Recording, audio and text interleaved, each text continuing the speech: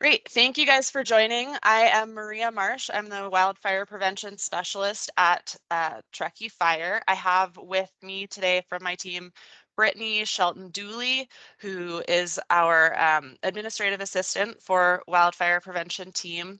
And she's going to be jumping in. We've got Tahoe Donner attending as well, and they're going to give a couple of points on things that are specific to Tahoe Donner inspections and contractor work done in there. And our wildfire prevention manager, Eric Hornbet, is also here in case I say something I shouldn't say. Just kidding.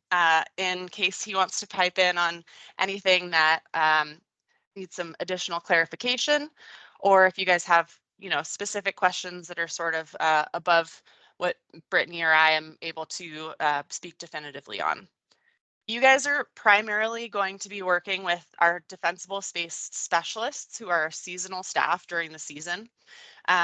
If things come up that you are having specific challenges with, then you can reach out to me directly and I will escalate to Eric or Dylan Sheedy, our forester, as needed. So I encourage you to save my mobile number and call, leave a voicemail, or text me, and I'm always happy to connect with you guys.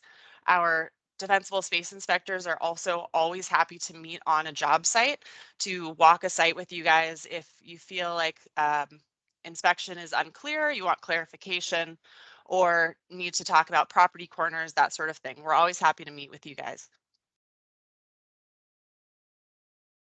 So we're going to jump right in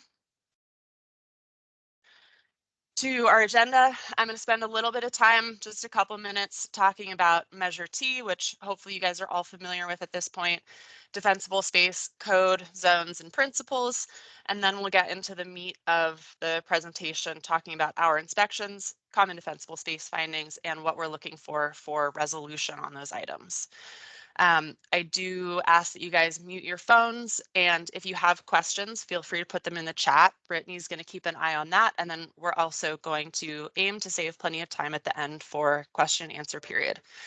Depending on how we're doing on time, Brittany might pipe in here and there with some sort of instant poll questions that'll be similar to the sort of informal survey questions. Interesting for you guys probably to see what your colleagues answer to some of those questions about what work is like for you. And it's also really helpful for us to have that sort of anecdotal information for when we're talking to residents when they have questions about you guys as sort of a local industry and resource. Our goals are that obviously most of you guys are here because you would like to be added to the 2024 contractor list. I'll talk a little bit about at the end about what the next steps and sort of process for that getting released is.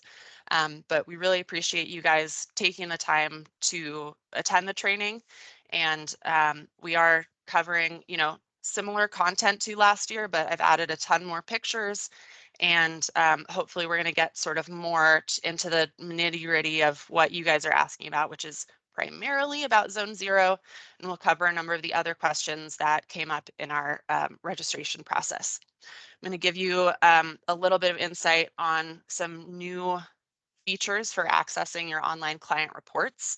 That is particularly helpful for professionals that are accessing multiple reports at once. So I think you guys are going to be happy with that improvement. Expect that you guys will be able to understand the content of the report and our expectations for resolution. The goal, really big picture, is that when we do an inspection and one of you guys or your team goes and does the work, that we get to a point where we can pretty much say, okay, we know that so-and-so's company did the work. We're familiar with the work that they do, and they're familiar with what we're looking for. So we're pretty certain that we're going to be able to, get to the property. Everything is going to be compliant what we're looking for, and it saves a lot of back and forth and headaches for you guys, for us, and for the residents that we're both here to serve. Very briefly, our jurisdiction, hopefully you guys are familiar with it. We basically run the 80 corridor from Cisco Grove on the west end all the way out to past Herschdale. This year we're going to be, last season we inspected Floriston, and this season we're going to be inspecting a couple of residences up in Hobart Mills. So happy to see that a number of you guys do offer your services out there. And one quick tip that I would have for you, because I know that sometimes the boundaries get confusing, there is a map that is managed by CAL FIRE. It's available on arcgis.com if you search for California local fire districts to get the interactive searchable map. The actual URL is not very easy to copy down, so that's why I didn't copy it here, but I can include the link in my follow-up communications to you guys. Searching on there, you can search by address and it tells you which fire district that address is in. One other thing about our district, within Truckee Fire Protection District, Tahoe Donner does their own inspections for general defensible space and for property sale inspections. So they're going to have an opportunity a little later to talk specifically about some of the defensible space inspection requirements that are unique to Tahoe Donner, because you are required to meet their CCNR inspection requirements as well. We'll talk briefly about other HOAs sort of generally in a little later. One more sort of district level thing that I wanted to share with you guys is that we are in the third season of our Measure T blanket inspections. So 2022, we inspected the neighborhoods in yellow. Green were done last year, and red is the remaining third of properties for us to inspect this year. So as you can see, we are keeping pretty tight pace to stay on our 3-year schedule, and we expect by the end of this season to have inspected every property in the district. Also quickly covering Measure T. I'm sure you guys are all familiar with Measure T conceptually. It is what pays for the huge number of programs that our team is offering, our defensible space inspections. A lot of the green waste disposal curbside pickup program is funded through Measure T. We have a lot of forest management and fuels project. We have a home hardening rebate fund. Numerous projects are funded by this. It's a parcel tax that was passed in 2021 by about 80% of voters. It adds 179 special tax to homeowners' property tax annually. It runs for 8 years, and it gives us about 3.7 million annually to conduct all of those programs that I just mentioned. So moving on from that, we're going to talk about defensible space code. Again, briefly, I think a lot of you guys are probably familiar conceptually with the fact that there is state code in California that requires defensible space. It is, if you ever want to, pull it out on a resident so that they know that you know what you're talking about, PRC 4291 is California's Public Resource Code 4291. That is ultimately the basis for all the defensible space code requirements within the state. And then we have a couple of additional codes that we often reference. AB 38 is in reference to real estate defensible space inspections, which you guys also might be familiar with, and it requires that defensible space be brought into compliance in conjunction with a real estate transaction, which is maybe a little confusing because PRC 4291 requires that defensible space be maintained at all times. So there's a little overlap there, and that's the way that our code works. But generally, we are inspecting our AB 38 or our real estate transaction properties with more of a look for confirming compliance, full compliance with our defensible space inspections. When we're generally inspecting in our blanket inspections, we are more working to the goal of bringing the residents into basically getting their buy-in and improvement around the entire district in the direction of defensible space. We'll talk a little bit more about our different inspection types in a couple minutes. AB 3074 is one that has brought more grief for a lot of us about the implementation of Zone 0, which is a sort of big question mark. Zone 0 itself is not under debate. It's just the actual implementation and rollout of the state's regulations for how it be implemented.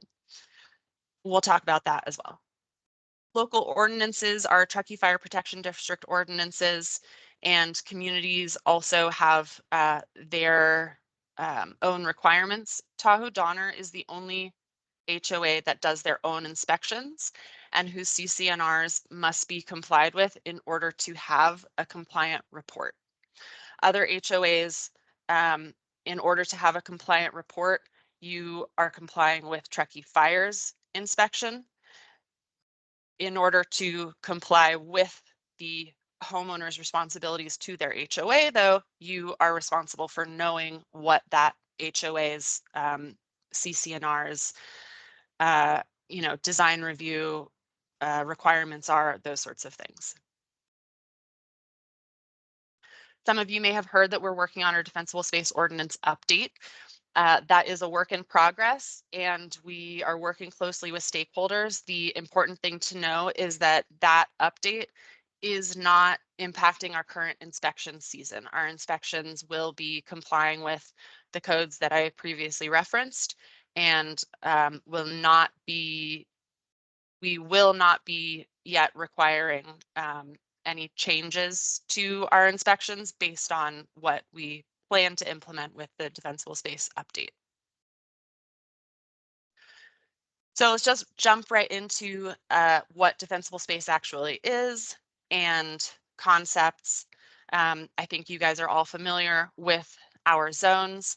Basic concept is that we're creating a buffer zone around a structure, around homes, to increase the resiliency of that structure and to create space for firefighters to defend the structure if it were the case. How do we accomplish that? Again, I think you guys are familiar with these basics.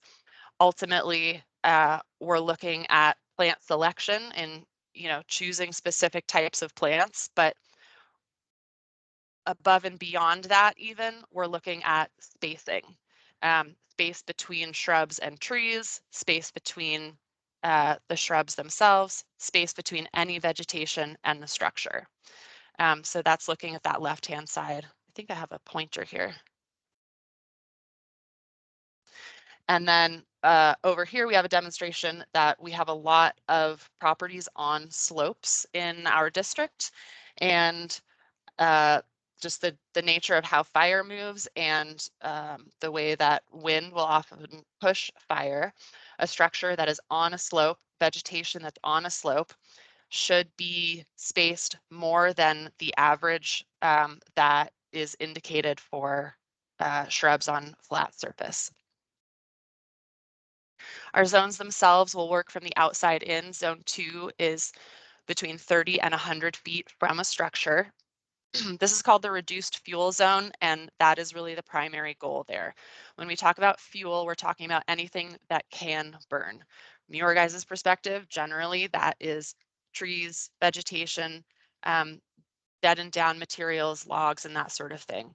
We're looking to decrease the amount of fuel that is within that zone so that if fire gets into the trees, the shrub, that sort of thing there, it can't burn so hot that the goal is that there's not enough fuel for it to burn so hot that even the heat radiating from that fire can damage the structure.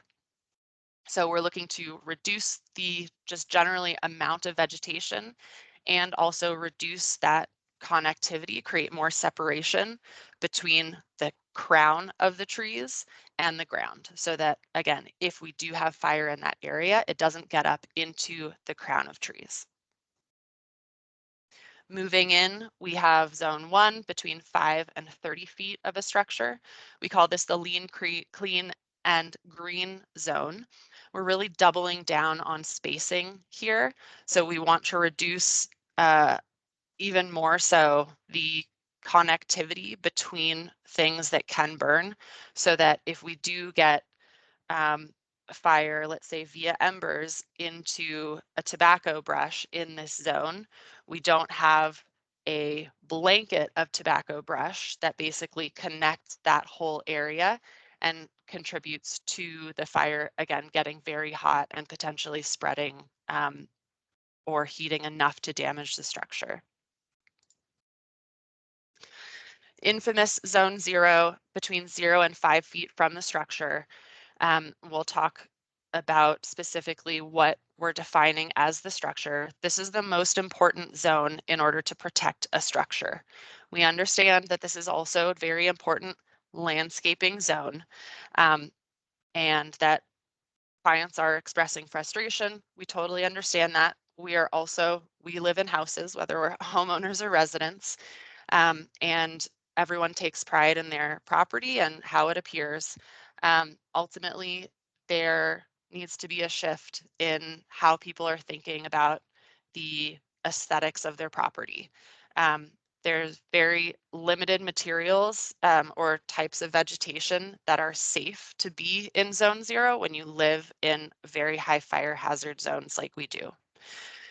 So sort of gone are the days of planting juniper all around the foundation of a structure, because it softens the lines of the architecture. We sort of, like I said, there needs to be a shift in how we're thinking and sort of how we're creatively presenting to residents the ways to visually, what's the right word? Adorn their property via the landscaping. So state law does require that CAL FIRE and the Board of Forestry create regulation that define how Zone 0 be implemented. So that's sort of where, Eric, jump in if you want to sort of clarify how I'm stating this, but the basics are that it is required. The regulation for how the law is implemented is not yet written. And in that gray zone, we are operating under the best practices of Zone 0, which is essentially that there should be no readily combustible material there. It's possible that the regulations will come down and say that absolutely nothing can be in there. But this isn't a concept that Truckee Fire came up with. It's not a concept that CAL FIRE came up with. This is Zone 0 is accepted, science and research-based understanding of the most important way to protect our structures in case of nearby wildfires. So it's not something that's going to be going away. If anything, if clients are pushing back, you can tell them that, we are setting them up for success in the future. We're having situations where a property is newly landscaped and there are shrubs or trees or other vegetation that are going into Zone 0 that have to be removed right away. So I think we're sort of at the point of managing expectations of our residents. If they want to put tulips in their Zone 0, awesome. Let's do more tulips, and let's do less higher fire hazard shrubbery or shrubs that accumulate and collect their debris. Eric, do you want to add anything there about Zone 0 regulations? I think you captured it great, Brian. If anyone asks a question at the end, I'm happy to do a deeper, kind of more explicit dive if desired. Awesome. All right, we'll move on. We do get questions about property lines and that sort of thing. So I'm going to talk about the legal requirements for where defensible space is applied. So homeowner is responsible for implementing defensible space up to their property line or 100 feet from their structure on their property. So in this case, this outline is what we're looking at as the boundary of their property. So let's say it's just them floating out here. This is what they're responsible in orange for treating. bonus if they decide that they just want additional defensible space. The additional consideration, though, is that they're responsible for 100 feet from neighboring structures as well. So if this property on the right has defensible space zones that overlap onto the left person's parcel, the left parcel is responsible for the defensible space zone of the other structure that overlaps their property. So when we get to situations like this, what we would really like to see is the whole parcel getting treated. I'm sure you guys are not interested in, you know, measuring out exactly 100 feet from every structure and, you know, leaving these strips of vegetation. So ideally, we're taking sort of a, you know, a neighborly and community-wide approach and just encouraging residents to treat the whole parcel if that is, you know, essentially what makes sense for the situation. One more factor is on vacant lots. Let's say what we have up here in purple is an undeveloped lot. This property is also responsible for creating defensible space within 100 feet of their neighboring structures. So, you know, in this case, there's quite a bit of this upper lot in purple that's not within 100 feet. And we try to be reasonable. We're not going to ask you guys to come out if there's 1 foot of overlap. We are also not interested in measuring exactly 100 feet. If there are, you know, significant features that a property owner has questions about or disagrees with something being within 100 feet, then communicate with us. If something gets marked on a property that doesn't actually fall on their property line, communicate with us.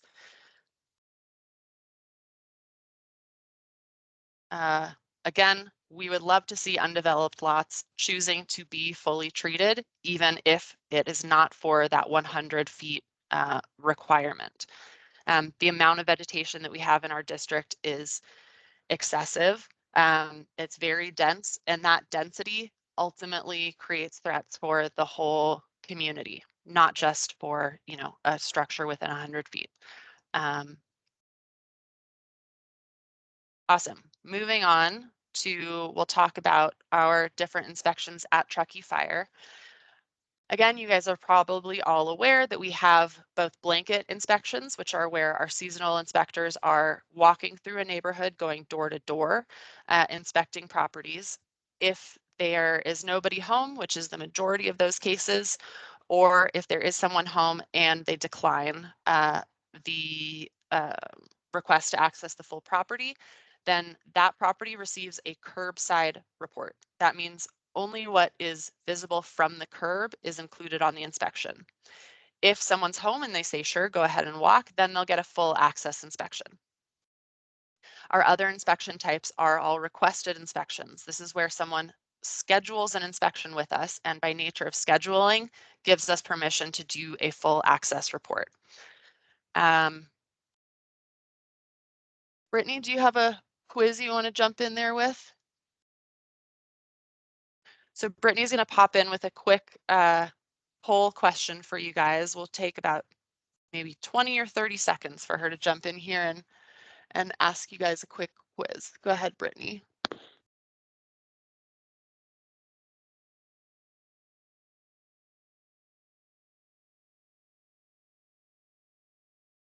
All right, everyone, you should see a poll that has just popped up on your screen reading, how do you typically access Truckee Fire's defensible space reports? Couple of options. I get a code and access the report online. I receive a printed copy of the report from my client, or other. Give you all about 30 seconds to submit your responses.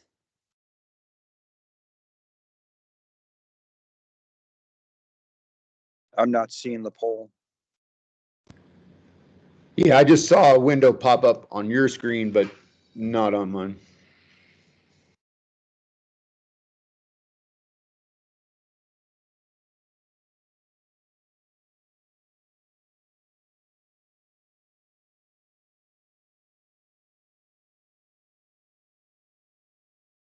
There might be the caveat that you all have to be on a computer as opposed to a mobile device.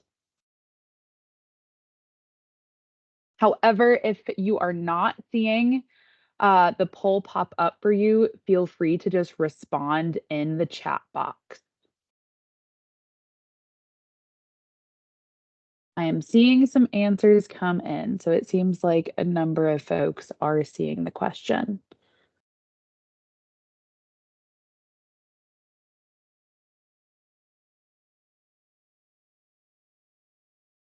We appreciate that you guys are beta testing this feature with us, and maybe it's a Teams sort of situation that we have to have you guys actually logged into Teams to access the request.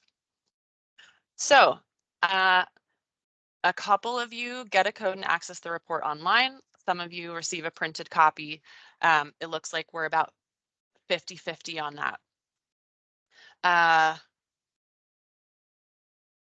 It's up to the client whether they're going to share access with you guys, but as far as we're concerned, we're very happy for you to have access to the report online, because it does let you really drill in. It also gives you guys the opportunity to connect with us in terms of submitting resolution photos, if that is something, if that's a service that you offer. We'll dive into that in a minute. But for now, let's move on. So important question is, how do you tell the difference between a curbside inspection and a full inspection? And the answer is at the top of the inspection report.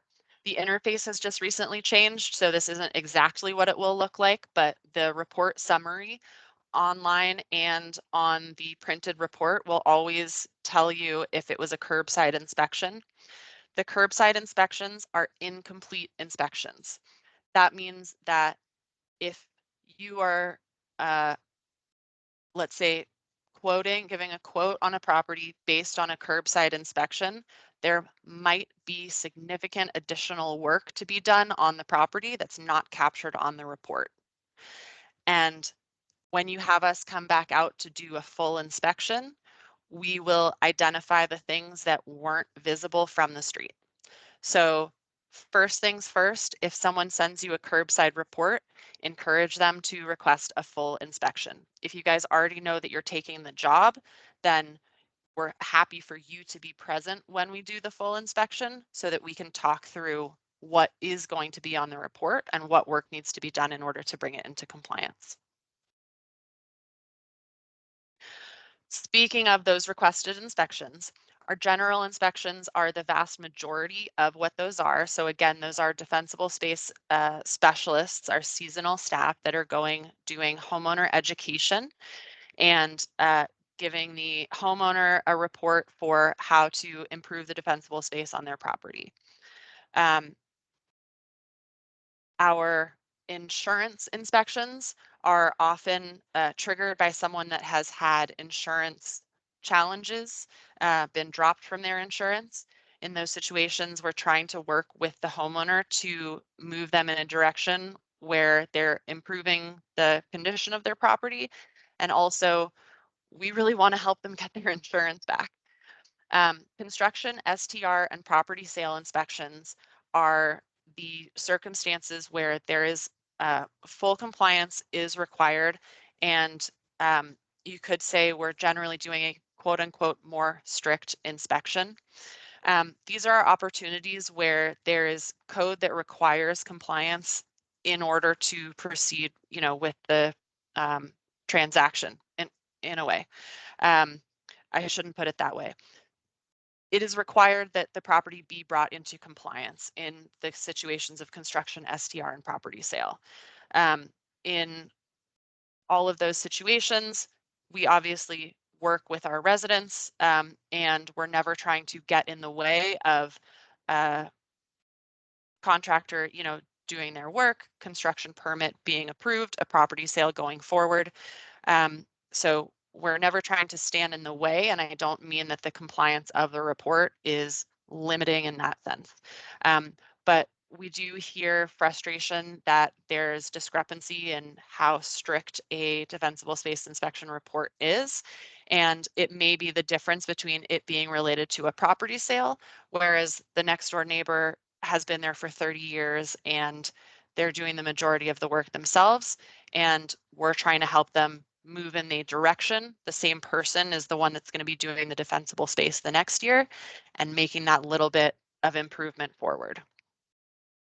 I hope that's clear. Feel free to ask questions later if I was confusing on that. Want to give you guys a look at what our software looks like. Our inspectors in the field have, geo-referenced software. It gives them, estimate of their location on a property. Generally, it's pretty accurate. It's not surveyor level data. They're based off of GIS parcel maps that are available from county and the town, and they have their own inherent issues. Generally, they're fairly accurate, and we use them to give us direction as to where the property corners are, where the boundaries are. Then we have situations like this, where this is an example in Kingvale. You guys can see that we have properties that where the boundaries that our software was showing us are overlapping the river or overlapping the street. To their credit, we brought this to Placer's attention and they adjusted this section most recently that I looked at. But I wanted to share this basically to just show you guys that our software isn't perfect. You guys are probably familiar with the same challenges, with GIS data and that sort of thing. We make best efforts to work with the software that we do have. It's ultimately the property owner's responsibility to verify their property boundaries. So we are never advising a property owner or someone working on their behalf to do work that they're not authorized to do. If there are items on our inspection that are not in fact on the property that you're working on, reach out to us, let us know. If it's sort of a significant thing where the entire property is hard to identify the boundaries, then set up another inspection with us and have us come out and we can walk around and figure out the property boundaries together.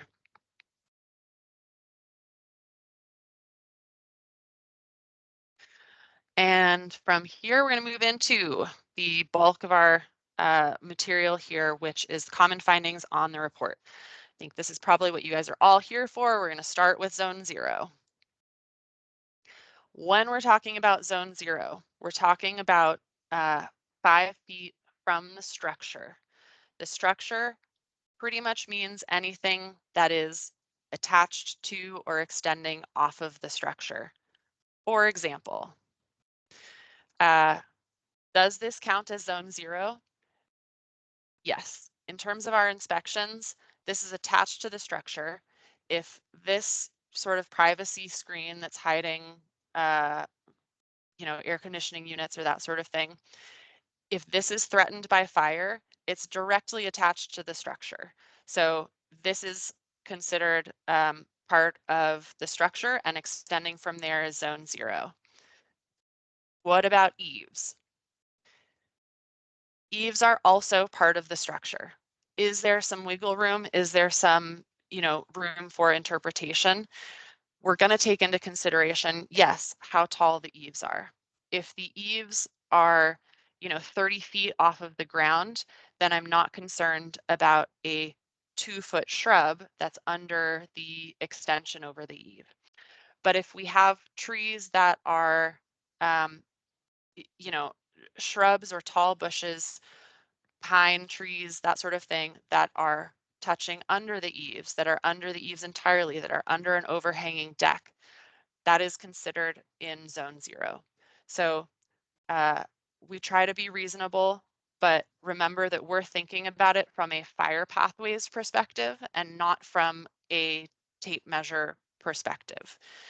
PRC 4291 requires that defensible space be created, vegetation be removed where it is likely to conduct or transmit fire. So the 5 feet is not something where we're obsessively measuring. We're not going to get a ladder and climb up to the eaves and measure something. We're using the considerations and understanding of how fire moves and how fire works, and the propensity, the likelihood of a particular kind of shrub or vegetation to produce fire. Something that is less hazardous will produce smaller flames and less heat. And that's why something like that that's less hazardous can grow larger or can grow a little closer to the structure. In case anybody is wondering, this property, and we confirmed with the HOA, was required to remove all of this vegetation under their eaves. All right, zone 0. I think you guys are all pretty clear on the mulching sort of situation and pine needles in zone 0. We do not want to see combustible mulch within 5 feet of a structure. This little pine also had to go. A well pruned, I don't know what that is, an aspen. So a low fire hazard shrub here is okay. A low fire hazard shrub here is okay. This is pretty close to our little gas meter shed here, but it's low fire hazard, and it is in the after picture surrounded by gravel. So we're not as concerned about something like that. On the right-hand side, pine needles, lumber under the deck. I know you guys are landscapers and tree service contractors. It is probably not, wasn't part of your business plan or goals when you created your company to be moving lumber or raking pine needles out from under people's decks. That is part of defensible space. And whether you guys do it or you inform the homeowner that that is their responsibility, those are things that will be looked for and confirmed when we're re-inspecting a property. Again, combustibles under the structure and overhanging trees need to be limbed back. I have a couple of photos a little later of overhanging trees.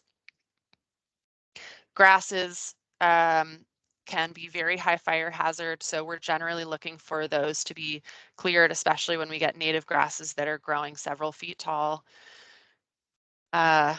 This example on the right, the resident was actually really pleased with how their view improved once they pruned back their tree from the structure. All right, speaking of the types of plants that are in zone 0, this is at the same property that had multiple shrubs under their overhanging deck. This plant itself, it isn't necessarily one of our target sort of listed high fire hazard shrubs, but you can see that in this lower picture, it's right under, this looks like actually even a pop out. So wood siding where there's maybe open space underneath it. And if you look under the plant, it's full of accumulated very fine dead material. This is the kind of stuff that you grab a handful of and put it in your campfire to get it started. So this sort of shrub doesn't belong in zone 0 because, at your own home, you guys might be maintaining something like this very well and neat so that there isn't accumulation underneath. But its propensity, its likelihood to accumulate all of this material is what makes it risky in zone 0. Again, talking about eaves, we have a lot of properties here that have beautiful lilacs up close to the structure. And we try to be understanding when people have these, well-established plants. However, we can't have it growing underneath the eaves, and we don't want it touching the structure. We would also like to see it cleaned up so that it can be cleaned out underneath more easily, because with trees like these, it's easy to lose sight of how much dead material they accumulate.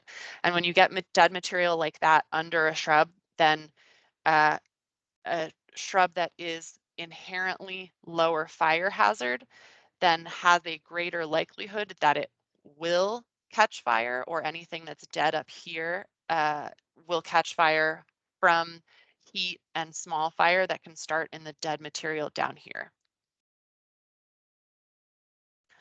Another popular zone 0 landscaping thing that we see are grasses right up against the structure. And this is the ones with X's are what we want to avoid, where they are right next to siding, under windows. This is not just for the grasses, for any of our plants. If it's, you know, touching the siding, under the windows, if it's in front of eaves, then it really should not be there. So these guys have to come out. However, you know, this is more than 5 feet and they have a concrete and masonry patio. They have gravel out here. These things are fine, the little ones with the green check marks.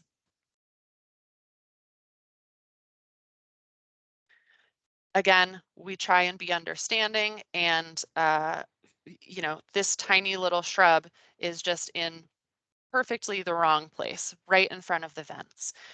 The challenge with this is that even if the shrub itself is not engulfed in fire, if fire were to come to the property, vents are a primary sort of access point for embers, which are the tiny firebrands that can fly from a distance to a property. So with this guy being right in front of the vent, any sort of embers that he's throwing off are, you know, directly being, could be directly cast into there. So this little guy had to come out. If he was, you know, a little further away, a little further back, and he had been there, was well established and well maintained, then maybe he would have been able to stay. Again, mulch, we're looking for 5 feet. Okay, again about the 5 feet. This property, again, like many in our district, have established BMP mitigations for the drip line off of the roof. The BMP mitigations might have required, let's say, 2 or 3 feet of hardscaping. We would not require this person to extend their hardscaping 2 feet. This is sort of it's pretty good enough. It's better than it would have been if this mulch was coming all the way up to the property. There are a lot of things that could be improved here, though. We wouldn't recommend that this be the you know, proposal that you give to a client. Really, they should have gravel all the way between these houses. These houses are so close together that we really should limit any combustible materials that's between them and potentially creating connectivity between the houses themselves. Pine needles at and under the deck. We see a lot of properties in our district that have heavy accumulation of pine needles that have, you know, accumulated over significant periods of time. It all needs to be raked away in zone 0, and not just outside of the deck, but underneath the deck as well.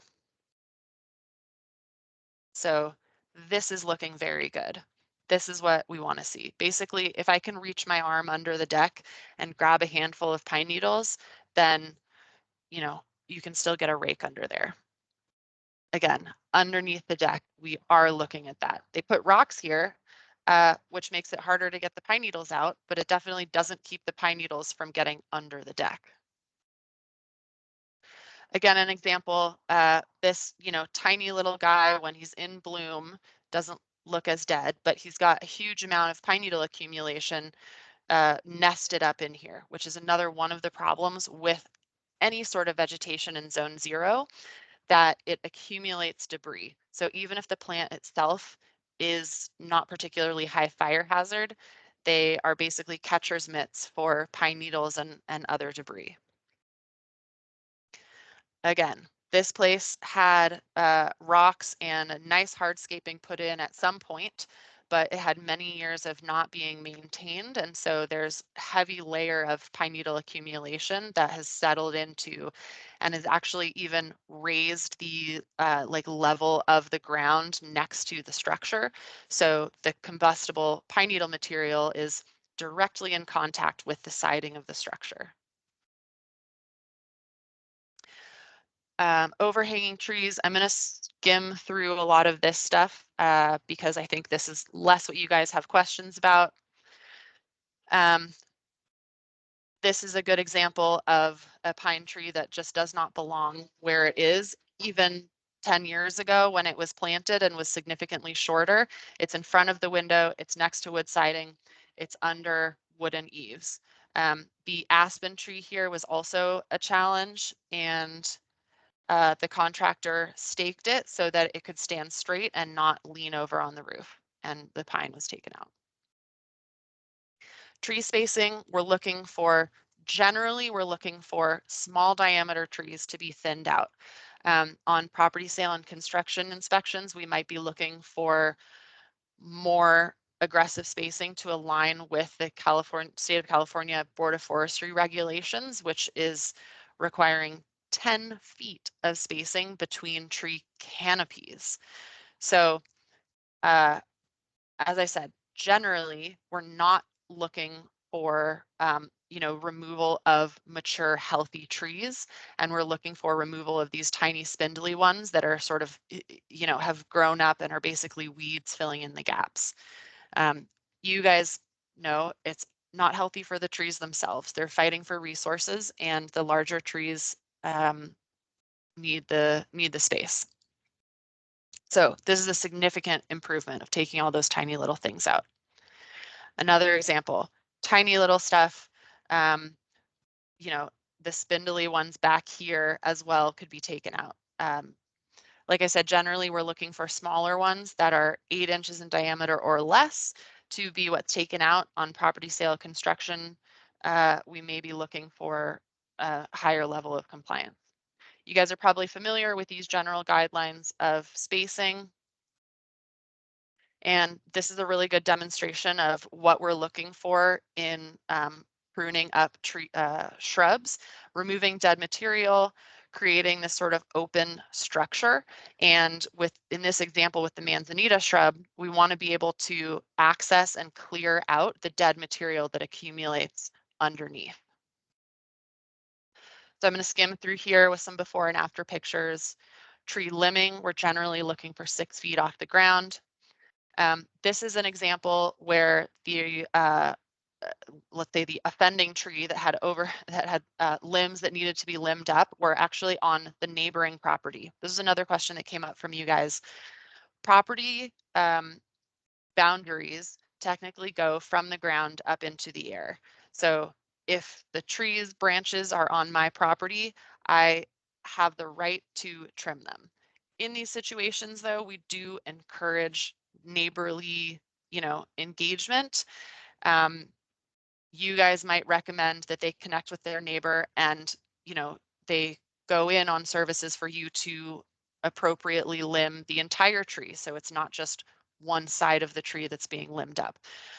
But limbs from a neighboring tree can be included in a property inspection and need to be treated before compliance. It's up to the property owner how they want to engage with their neighbor. Outbuildings, I'm going to skim over this, but when we say 10 feet clearance, that actually means 10 feet clearance. We mean going behind the outbuildings, between the outbuilding and fences, getting out materials that's back there, heavy pine needle accumulation. These guys did a great job. It's not an easy space to work in. We understand that. I have this challenge at my own property. Even more reason that it needs to be cleared out and maintained. This is basically what we want to see for an outbuilding. There's gravel all the way around it, and they've cleared out even between the wooden fence and the outbuilding. Moving on to gasoline plants. I'm going to really skim through this stuff since we spent so much time on Zone 0. Gasoline plants need to be removed completely from within 30 feet of a structure. So no gasoline plants in Zone 0 or Zone 1.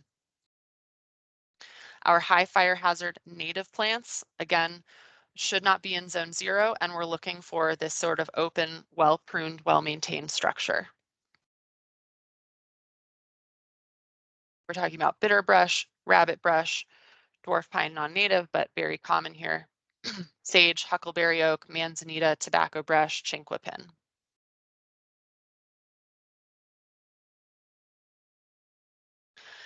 All right, Tahoe Donner, I haven't left you a ton of time, but if you guys want to jump in and take a couple of minutes, I'm going to get your slide up here. I believe we have, Bill Celine might be the one talking. We're both going to talk a little bit. First of all, thank you, Truckee Fire, for inviting us.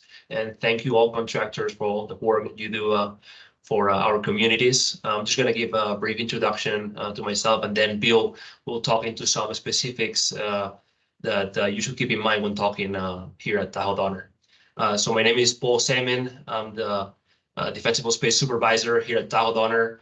You might know me, but you probably know Nathaniel Christensen. He will not be with us this year as he's in paternal leave. So I'll be responsible of the Defensible Space Program with the support of Bill Celine. Bill Celine is the former Truckee Fire Chief, and he has been with us since last fall and supporting our department in many ways. So yeah, thank you so much and welcome to the 2024 fire season. Great, thanks, Paul. We're going to be beginning our defensible space full access inspections on about 1,000 properties, which is sort of typical for Tahoe Donner. This year, it's going to be in the areas of sort of the Wolfgang zone, Ski View Loop, if you're familiar, kind of the center of the HOA, and then also south on the Swiss Lane areas. There's more specific information on our website on that if you want to get into the details. We're probably about 2 weeks away from starting, and so you'll start getting some phone calls on that as soon as we start canvassing the neighborhood. As you know, Tahoe Donner has some pretty specific rules in the HOA covenants. And so Paul and I wanted to just quickly share some best practices that really get the properties to pass on the first follow-up inspection on the first try. And of course, that's all of our goal because that makes everybody's job easier. All of the things that I'm going to mention, of course, are laid out specifically in the Defensible Space Report you get. So if you miss it here, you'll see that in the report. We've talked about defensible space to 100 feet from the structures, but in Tahoe Donner, it's important to remember that our covenants actually require the whole lot to be treated. So the easy interpretation of that is that from 30 to 100 feet zone is really 30 to the property line should be treated as that 30 to 100 feet zone. Sometimes work, we notice is not done all the way to the property line. There's sometimes concern about getting too close to the neighbor's property. That triggers, of course, a return of you to the property and maybe a new agreement and sort of draws out the project. So we do notice that some contractors, the best practice to avoid this is to really carefully find those property lines, and they find the back corners of the lot line that we've highlighted with pink tape here in Tahoe Donner. We've done that for all the 1,000 properties. And we do that every 6 years. So they should be fairly easy to find in most cases. And then from that, shooting a compass bearing to the front corner, which is hard to see. You usually can't find the front corner, but you can shoot that compass bearing and then mark that line with maybe a few surveyor flags so that your crews can go right up to the line is what we would like to see. The details of that, of course, as Maria hit on, to know what the compass bearing is. If you're in Tahoe Donner, you can Google Tahoe Donner plat maps, and you'll get the county lot maps that'll come up in the Tahoe Donner area with some indexes, and you can dig into those and find the compass bearings and the distances, and they're fairly easy to find in the field on an iPad as well. But we think that's a pretty easy and quick way to do it. Unfortunately, I think as Maria's drawing showed earlier, like everywhere in Truckee, the lots aren't always in intuitive shape, so it's a little hard to guess on that. Let's see, the other thing, a couple quick things. No branches within 10 feet of the roof structure or any structure of the residence, including the deck. When we limb those back, we want to make sure that those get limbed back all the way to the trunk of the tree. So those are branches that are overhanging. They're branches that are touching the side of the building, that are underneath the eaves. So, if you tied a string to the end of the branch and it touched anywhere on the structure, we need those removed. The other thing we wanted to mention is limbing the branches up 6 feet off the ground. So, if you walk around the tree, no part of that branch should touch your head. It's sort of an easy, kind of informal way to do that. But, we're moving towards more aggressive pruning of those trees. And I think the best practice that I think a lot of homeowners and contractors are implementing is really just to bump that up to 10 feet. So if you encourage 10 feet, then, when that branch gets some snow on it and it starts to sag down a little bit, we don't have to call you back out, in the couple of weeks later to come take care of that again. You can read, of course, the brush spacing descriptions. I'm not going to go through those. They're fairly clear, I think. And again, they're restated in the report that you get. But I did want to note, no brush or small trees under the drip line of other larger trees or within 10 feet of the house. Maria did a nice job explaining things in the 0 zone, and Tahoe Donner is on track with all of that. However, remember that Tahoe Donner is 0 to 10 feet, not 0 to 5 feet. Of course, all these standards that we talk about, they're all sort of minimum standards. If you can get a little bit more work done with property owners, we want to encourage that kind of work. If there are discrepancies between some of the laws and the best practices, we're supportive of going to, of course, the more aggressive approach on that. We tried to, make it really clear to the homeowner by adding pictures to the report. One thing that we notice that gets misinterpreted sometimes is the homeowner sometimes thinks that if they fix the problem in the picture, then they've completed the work. However, as you probably have figured out, that picture is just a representative example of that problem that may be occurring throughout the property. So we're hoping that you can work with the homeowner and apply that prescription throughout the entire property, not just that piece that's in the picture. We ask at the end that homeowners, or actually when they get an agreement with you, we ask homeowners to submit the signed contract they have with you to our email, which is defensiblespace@tahoedonner.com. The benefit for that is that we'll remove the compliance date for them and we'll stop hounding them until we hear from them or from you that you've completed the work. That way, when you get busy, we're not going to hold the homeowner to a date that is unreasonable and maybe difficult for you to make. So we're encouraging them to take that list from Truckee Fire, call contractors, get prices, make an agreement with you, and then shoot that over to us so we can attach it to their agreement. When the work's all done, homeowners need to request a reinspection. The best way to do that in Tahoe Donner is for them to go to the Tahoe Donner website, and there's a simple button that they hit that says request reinspection. And then that goes into the fireside system and we get alerted to that. We prioritize it and go out and get that done. Of course, that's just a little snapshot. Paul and I and the rest of the team are here to help. So give us a call or email anytime. We'll be glad to meet you on the property or take your call and make this as easy as possible. Thanks. Thank you so much, Bill and Paul. I'm going to jump ahead since we are right at 10 o'clock. If you have time, then stick around and I'm going to go back and talk about the report access and green waste, but want to cover that our expectations for contractors that are listed on our contractor list. We do not confirm, we do not require that you be licensed and insured in order to appear on this contractor list. We expect that you are working within the scope, your ability, your license, and your insurance for the work that you are offering to do for clients and conducting. We want you guys to, be familiar with the HOA specific requirements for where you're conducting projects and any tree permitting requirements. Following the laws is your responsibility. We do also have a disclaimer on the contractor list that the residents are responsible for making sure that your contractor's, license and insurance, that sort of thing is up to date. Thank you guys so much for joining. For those of you that have a hard stop at 10. For the rest of you, I'm going to bounce back to share quickly with you the new feature on our report access. Share this screen quickly.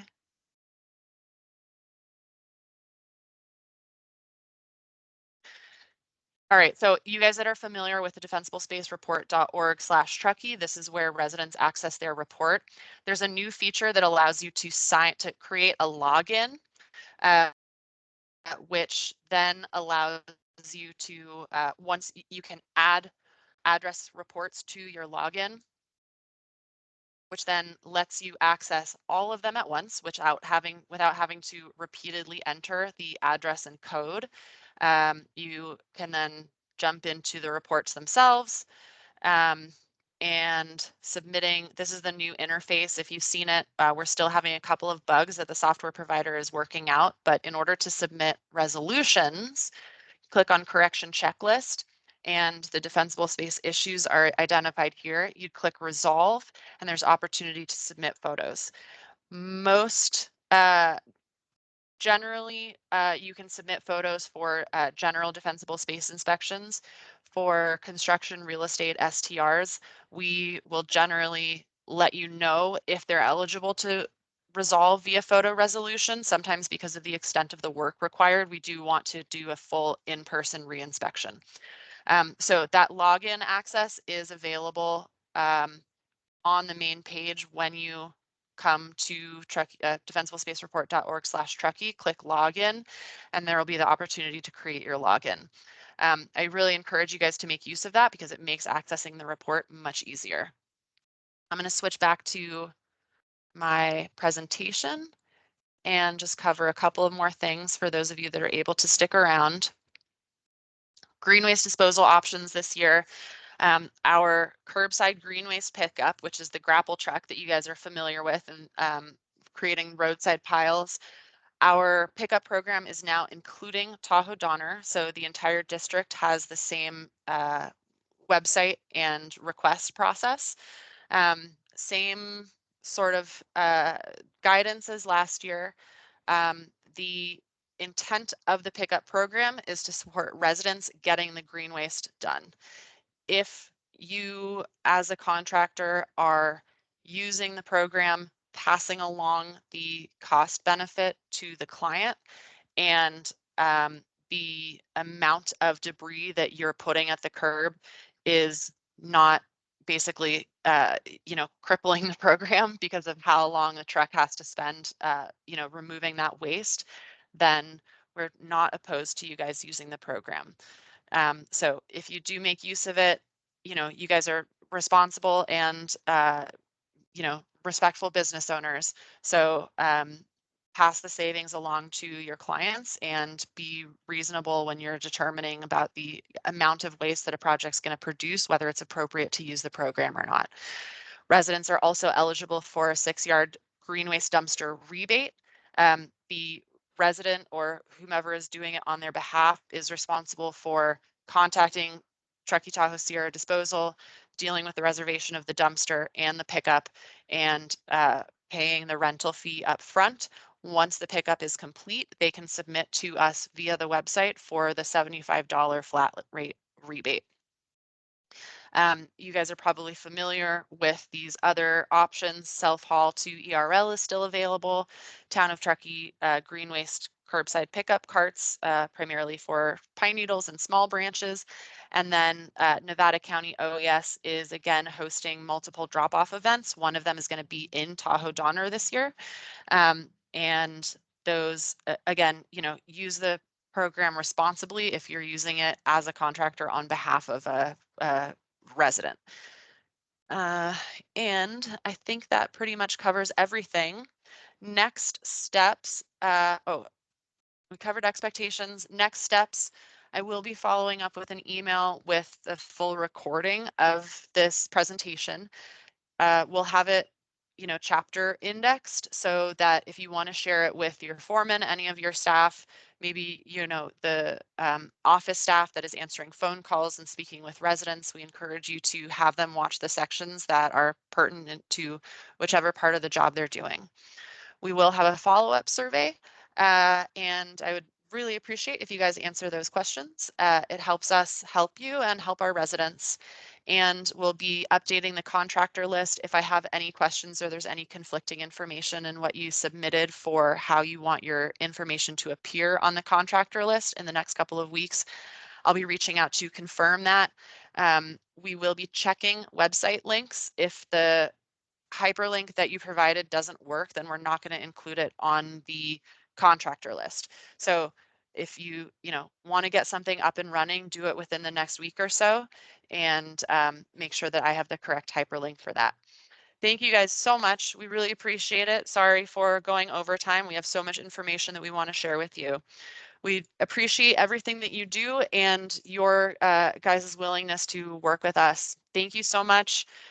Feel free to reach out, email me directly, or call if you have questions. Have a great day, everybody. Thanks, Maria. Thank you.